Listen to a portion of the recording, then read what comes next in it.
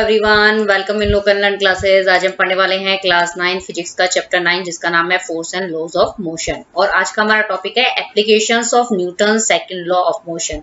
मतलब इस टॉपिक के अंदर हमने मोशन का जो न्यूटन का जो सेकंड लॉ पढ़ा है उसकी एप्लीकेशंस वो कहाँ कहाँ पे यूज आता है उसको हम इस टॉपिक के अंदर कवर करेंगे। ओके, सबसे पहले मैं आपको इन शॉर्ट में बता देती हूँ कि जो न्यूटन का जो सेकंड लॉ जो है वो क्या होता है कि उसके अंदर क्या होता है कि किसी भी ऑब्जेक्ट के ऊपर आप क्या लगाते हैं, फोर्स लगाते हैं। तो वो जो फोर्स जो होता है वो क्या होता है, उस ऑब्जेक्ट के अंदर जो मोमेंटम का जो चेंज होने का रेट जो होता है उसके क्या होता है, डायरेक्टली प्रोपोर्शनल होता है। ओके, तो कहने का मतलब ये होता है कि जितना ज्यादा आप किसी भी ऑब्जेक्ट के ऊपर फोर्स लगाएंगे तो उस ऑब्जेक्ट के अंदर जो जो मोमेंटम का रेट चेंज होने का रेट जो होगा वो भी क्या होता है, ज्यादा होता है। क्लियर? तो ये था न्यूटन्स का second law.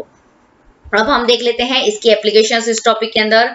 A fielder pulls his hand backward while catching a cricket ball, coming with a great speed. Actually, while catching a cricket ball, the momentum of ball is reduced to 0. इसके अंदर क्या होता है कि ये बताया गया है कि जो क्रिकेट खेलते हैं, ओके, या कोई भी फील्डर जो होता है, जब भी वो क्या करता है, मतलब कोई भी फील्डर जो होता है वो क्या करता है, क्रिकेट बॉल को मतलब क्या करता है, कैच करता है। ओके, तो उस कंडीशन के अंदर क्या होता है कि वो जो बॉल जो होती है उस फील्डर के हाथों में क्या होती है, बहुत ही तेजी से मतलब आती है। ओके, तो वो जब बहुत तेजी से मतलब उसके हाथों में आती है तो वो क्या करता है कि अपने हाथों को पीछे मतलब की तरफ क्या करता है, वो उसको खींचता है। तो ऐसा क्यों होता है? एक्चुअली वाइल कैचिंग ए क्रिकेट बॉल, मतलब जब भी क्या होता है कि हम क्रिकेट बॉल को क्या करते हैं, पकड़ते हैं। पकड़ते समय क्या होता है कि हम उस बॉल का क्या करना चाहते हैं, उस बॉल का जो मोमेंटम जो होता है उसको क्या करना चाहते हैं, रिड्यूस करना चाहते हैं, कम करना चाहते हैं। और क्यों कम करना चाहते हैं? ताकि हमारे हाथों के ऊपर उस बॉल का स्पीड जो होता है वो इतना ज्यादा होता है ना कि उसकी वजह से हमारे हाथों के अंदर कोई इंजरी नहीं हो। मतलब उसके लिए हम क्या करते हैं, उसको जब हम कैच पकड़ेंगे ना तो कैच पकड़ते वक्त हम क्या करते हैं, अपने हाथों को पीछे की तरफ क्या करते हैं, लेके जाते हैं। तो आप इस पिक्चर्स में भी देख रहे होंगे कि ये बॉल पकड़ रहा है। ओके, जब ये बॉल पकड़ता है ना तो वो क्या करता है, जैसे ही बॉल जो होती है इसके पास में आती है तो इसकी स्पीड जो होती है वो बहुत ज्यादा होती है बॉल की। तो वो क्या करता है कि पीछे की तरफ बैंड होता है, पीछे की तरफ बैंड होके क्या करता है, वो बॉल को क्या करता है, कैच करता है और पीछे मतलब अपने हाथों को क्या करता है, पीछे की तरफ क्या करता है, लेकर जाता है। क्लियर? अब इसका रीजन आपको क्या है कि समझाना है कि ऐसा हम क्यों करते हैं कि जब भी हम मतलब बॉल को पकड़ते हैं, कोई भी क्रिकेट का बॉल हो, कोई भी बॉल हो, ओके, उसको जब हम पकड़ रहे हैं तो उसको हम पकड़ते मतलब कैच पकड़ते टाइम अपने हाथों को पीछे क्यों लेके जाते हैं? तो उसका रीजन जो है वो यहाँ पे समझाया गया है। If the ball is stop suddenly its momentum will be reduce to 0 instantly, causing the instant rate of change in momentum, due to which ball will exert great force on the hands of players, due to which the player's hand may get injured. Okay, इसमें ये बताया गया है कि मतलब आपने क्या करा है, आप क्या कर रहे हैं, आप कैच पकड़ रहे हैं और कैच पकड़ते वक्त आपने क्या किया है, अपने हाथों को इस कंडीशन के अंदर आप क्या कर रहे हैं, पीछे नहीं लाते हैं। मतलब आपने डायरेक्ट क्या कर लिया है, उस बॉल को क्या कर लिया है, कैच कर लिया। ओके, तो उस कंडीशन में क्या होता है कि जो उस बॉल का मोमेंटम जो है वो क्या होता है कि इंस्टेंटली क्या हो जाता है, आप क्या कर देते हैं, उसको 0 कर देते हैं। ओके, तो इसकी वजह से क्या होता है कि जो मोमेंटम जो होता है उसके अंदर क्या होते हैं, जो चेंज होने का जो रेट होता है वो क्या होता है, इंस्टेंटली होता है। ओके, तो इसकी वजह से क्या होता है कि जो प्लेयर्स के जो हैंड्स जो होते हैं उसके ऊपर क्या लगता है, मतलब वो जो बॉल आती है वो क्या लगाती है, बहुत ज्यादा फोर्स जो होती है उसके ऊपर लगाती है। ओके, इस कंडीशन इसकी वजह से क्या होता है कि जो प्लेयर्स के हाथ जो होते हैं हो सकता है कि उसके अंदर क्या करे कि मतलब वो क्या हो सकते हैं, मतलब इंजर्ड भी हो सकते हैं, उनके अंदर बहुत ज्यादा लग सकती है उनके हाथों में। तो इसका कहने का मतलब ये होता है कि जब मतलब इसके अंदर कुल मिला के ये बात समझाई गई है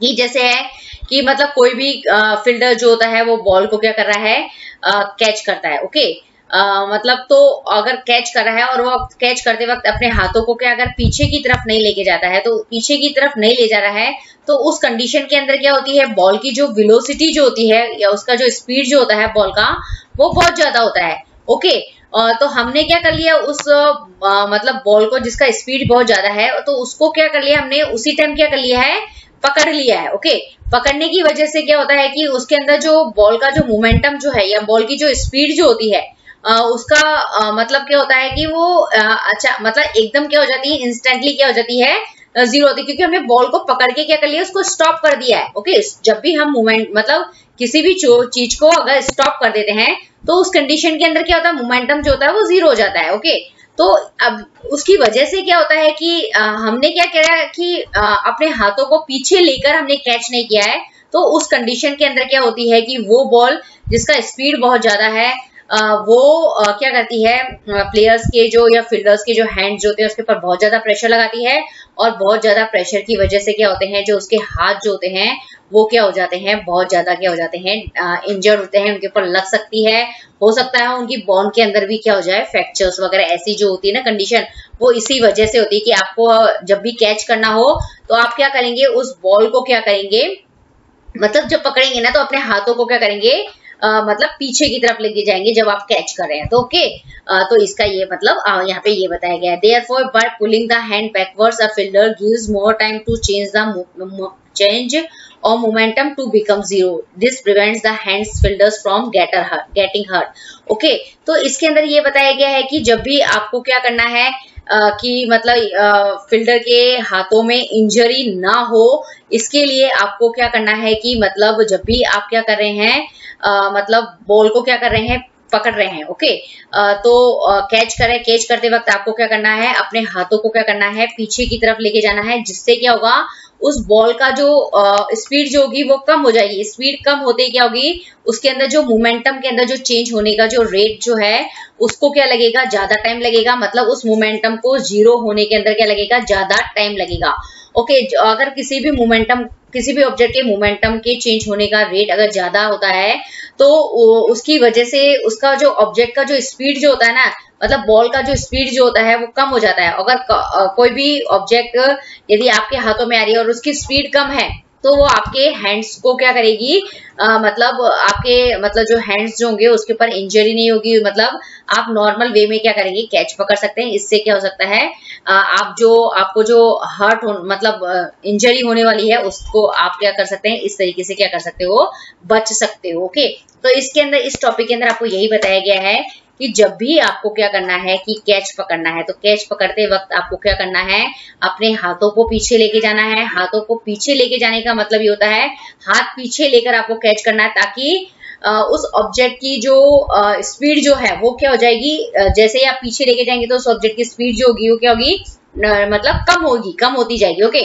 और फिर कम होके क्या होगी, वो जीरो हो जाएगी। ओके, और जब उसकी स्पीड जब जीरो हो जाती है या उसका मोमेंटम जब जीरो हो जाता है उस ऑब्जेक्ट का, तो उसकी वजह से जो हम क्या होते हैं, इजी वे में कैच पकड़ पाएंगे पहली बात तो, और हमारे हैंड्स के ऊपर जो इंजरी होने वाली होगी वो भी हमारी मतलब नहीं होगी। ओके, तो इसके अंदर ये समझाया गया है। अब इसके अंदर ये बताया गया है, ये जो पिक्चर्स आप देख रहे हैं उसके अंदर यही है कि ये पॉच मतलब क्या कर रहा है, कैच पकड़ रहा है। ओके, तो कैच को पकड़ते वक्त इस पिक्चर्स के अंदर आप देखेंगे कि ये जब फील्डर कैच पकड़ रहा है तो अपने हाथों को क्या कर रहा है, पीछे की तरफ लेके जा रहा है। तो इस GIF में भी आपको यही देखने को मिलेगा कि जब ये कैच पकड़ रहा है तो कैच पकड़ते वक्त क्या करता है, वो कैच पकड़ने के बाद क्या करता है, अपने जो हाथ जो होते हैं उनको क्या करता है, पीछे की तरफ लाके जाता है, ताकि उस ऑब्जेक्ट की जो वेलोसिटी है, स्पीड जो है, या बॉल का जो स्पीड जो होता है, जैसे अपने हाथों को पीछे लेके जाएंगे तो स्पीड कम होगा, और स्पीड कम होगा तो मोमेंटम का चेंज होने का जो रेट जो होता है वो क्या होगा, कम हो जाएगा, और मतलब उसको मतलब मोमेंटम को जीरो होने के अंदर मतलब क्या लगेगा, ज्यादा टाइम लगेगा। और ज्यादा टाइम जब लगेगा ना तो उस कंडीशन के अंदर ये होगा कि वो इजी वे में एक तो कैच पकड़ पाएगा, और हाथों के अंदर जो इंजरी होने वाली होगी उससे भी क्या कर सकते हैं, हम बच सकते हैं। ओके, तो इसके अंदर ये बताया गया है। क्लियर। अब हम देखते हैं न्यूटन का जो सेकंड लॉ है उसका एप्लीकेशंस, जो सेकंड एप्लीकेशन उसको समझते हैं। For athletes of long and high jump, sand pad और cushion pad is provided at the place of landing. मतलब जो लॉन्ग और हाई जंप करने वाले जो एथलीट्स होते हैं उनको मतलब जब ये लैंड करते हैं, मतलब लॉन्ग और हाई जंप करने के बाद में क्या होता है, मतलब इनको क्या होता है कि मतलब जब ये गिरते हैं ना जिस जगह पे, मतलब लैंड करने का मतलब लॉन्ग और हाई जंप करने के बाद जिस जगह पे गिरते हैं तो उस जगह मतलब उस चीज को हम बोलते हैं लैंडिंग करना। ओके, तो लैंडिंग करते वक्त उनको मतलब जो लैंड करने वाली जो प्लेस होगी वो क्या होती है, या तो सैंड बेड होती है, तो मिट्टी होती है, या फिर कुशन बेड मतलब कोई भी सॉफ्ट मटेरियल से बना हुआ बेड होता है। Okay, this is because when an athlete fall on the ground after performing a high or long jump, the momentum of his body is reduced to zero। मतलब ऐसा क्यों किया जाता है कि लैंड करते वक्त उनको मतलब सैंड बेड और जो कुशन बेड जो होते हैं वो क्यों प्रोवाइड किए जाते हैं, तो इसका रीजन ये है कि मतलब क्या होता है कि जब भी कोई एथलीट जो होता है लॉन्ग या हाई जंप करने के बाद में क्या होता है, परफॉर्म करने के बाद में क्या होते हैं, वो ग्राउंड के ऊपर क्या होते हैं, बहुत तेजी से गिरते हैं। ओके, तो वो तेजी से गिरते हैं, तो उस कंडीशन के अंदर उनके मोमेंटम को हमें क्या करना पड़ता है, उनकी बॉडी का जो मोमेंटम होता है वो क्या होता है, मतलब उनको अपने मोमेंटम को क्या लेके आना पड़ता है, जीरो लेके आना पड़ता है। ओके, तो जब मतलब इस मोमेंटम को जीरो तक लाने के लिए मतलब उनको ज्यादा टाइम लगे, इसीलिए उनको क्या दिया जाता है, सैंड बेड और कुशन बेड जो होते हैं वो प्रोवाइड किए जाते हैं। इससे क्या होता है कि इनकी बॉडी के अंदर जो इंजरी जो होती है वो कम से कम होती है इस कंडीशन के अंदर। ओके, यदि सैंड बेड और कुशन बेड प्रोवाइड नहीं करेंगे उनको लैंड करते वक्त, तो उनकी बॉडी के अंदर जो मतलब उनका जो बॉडी का जो मतलब मोमेंटम जो होता है और उसको जीरो होने के अंदर मतलब बहुत कम टाइम लगेगा, मतलब इंस्टेंटली जीरो हो जाएगा उस कंडीशन के अंदर। और इंस्टेंटली जिस कंडीशन के अंदर मोमेंटम जीरो होता है उसके अंदर इंजरी जरूर होती है। ओके, और यदि आपको बॉडी के मोमेंटम को जीरो करने के अंदर ज्यादा टाइम लगता है तो उस कंडीशन के अंदर जो इंजरी जो होती है वो कम होती है। ओके, तो यहाँ पे न्यूटन का जो सेकेंड लॉ है वो यहाँ पे अप्लाई किया गया है। ओके, मतलब अब हम इसका रीजन को एकदम थ्योरेटिकल समझ लेते हैं, क्योंकि एग्जाम के अंदर आपको मतलब वर्ड के अंदर आपको स्टेटमेंट देना पड़ता है, तो आप किस तरीके से लिखेंगे, if the momentum of an athlete will be reduce to zero instantly it will result in the production of large force which may hurt the player.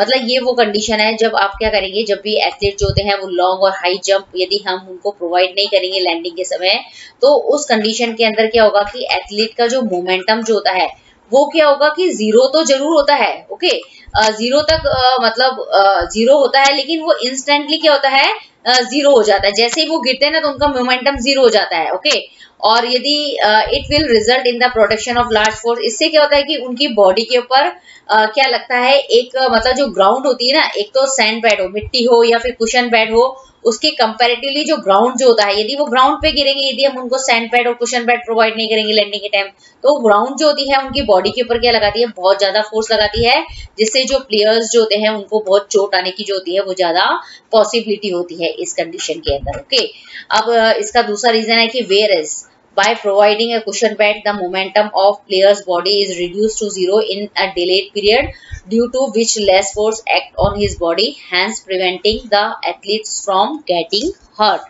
तो इसके अंदर बताया गया है कि जब हम क्या करते हैं मतलब जब भी कोई एथलीट जो होता है उसका हम क्या करते हैं, लैंडिंग करते वक्त हम उनको क्या कर रहे हैं, कुशन बेड प्रोवाइड कर रहे हैं, सैंड बेड क्या करते हैं प्रोवाइड करते हैं, मतलब ये सब चीजें करते हैं। तो इससे क्या होता है, इससे क्या होता है कि उनका जो मोमेंटम जो है, जो एथलीट की बॉडी का जो मोमेंटम है, मोमेंटम का मतलब उसकी जो स्पीड जो होती है उसको जीरो होने के अंदर क्या होता है, थोड़ा टाइम जो होता है स्पीड को जीरो होने के अंदर ज्यादा मिलता है।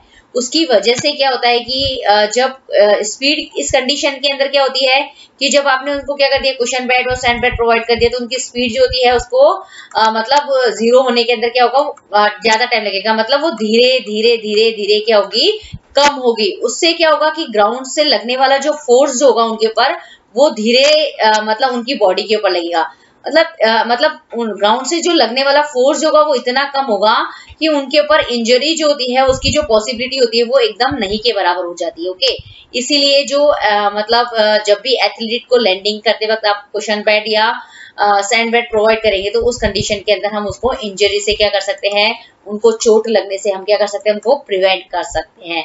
ओके, तो इसीलिए जहां जहां बड़े बड़े ओलंपिक्स होते हैं या मतलब बड़े बड़े एथलीट जब लॉन्ग जंप करते हैं, हाई जंप करते हैं, या फिर वो 100 मीटर 200 मीटर 300 मीटर का जो रेस जो होता है वो परफॉर्म करते हैं उस कंडीशन के अंदर, तो उनको सैंड बेड या कुशन बेड जो होता है वो प्रोवाइड किया जाता है, ताकि उनका जो मोमेंटम को हमें जीरो तो करना है, लेकिन मोमेंटम को जीरो करने के अंदर हमें क्या करना है, मतलब ज्यादा टाइम हम उसको क्या कर सकते हैं, मतलब प्रोवाइड कर पाते हैं।